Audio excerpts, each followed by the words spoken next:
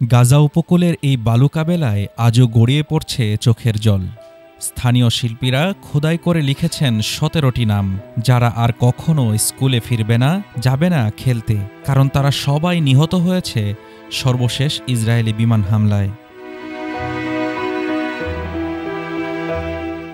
বালুর উপর প্রায় ১০০ মিটার লম্বা এই শিল্পটি যেন শিশুদের স্মৃতিতে শিল্পীদের শ্রদ্ধার নিবেদন। এটাই সম্ভবত আমাদের সবচেয়ে বড় কাজ। আমরা চাই বিশ্ব জানুক আমাদের শিশুরা শহীদ হয়েছে ছোট বয়সেই। তারা কখনো বড় হতে পারেনি, স্বপ্ন পূরণ করতে পারেনি। ফিলিস্তিনি পতাকার রঙে সাজানো এই নামগুলো এখন এক নিঃশব্দ আর্তনাদ। ড্রোন ক্যামেরায় ধারণ করা ফুটেজে ফুটে উঠছে পুরো চিত্র: শোক, প্রতিবাদ আর আশা।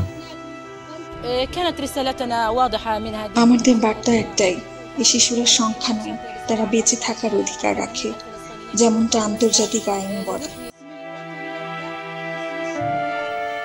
ফিলিস্তিনি স্বাস্থ্য মন্ত্রণালয়ের তথ্য অনুযায়ী চলতি মাসের শুরুতে ইসরায়েলের ৩ দিনের বিমান হামলায় নিহত হয়েছেন ১৭ শিশুসহ অন্তত ৪৯ জন।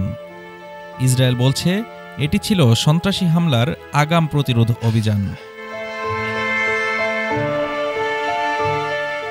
যুদ্ধের ধ্বংসস্তূপের ভেতর থেকেও শিল্পীরা খুঁজে নিচ্ছেন মানবতার প্রতিচ্ছবি।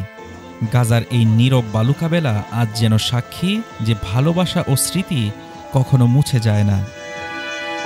হাফিজুর রহমান তুষার, ঢাকা টুডে।